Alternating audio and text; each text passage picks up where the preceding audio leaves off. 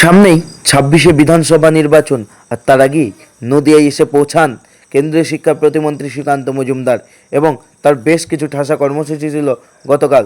এবং নদিয়ার নবদ্বীপে রাস পূর্ণিমার বেশ কিছু প্রতিমা উদ্বোধন করতে যাওয়ার কথা হয় তার।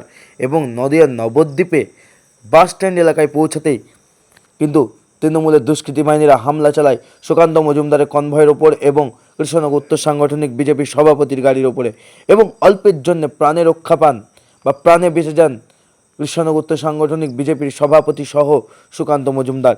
এবং একমাত্র দায়ী করছেন বিজেপি তৃণমূলকেই। এই যে হামলা, এই হামলার ঘটনায় একেবারে দায়ী করছেন পুলিশ প্রশাসন সহ তৃণমূল কংগ্রেসকে। এবং সেই ছবি একেবারে এক্সক্লুসিভ আমাদের পর্দায় দেখুন।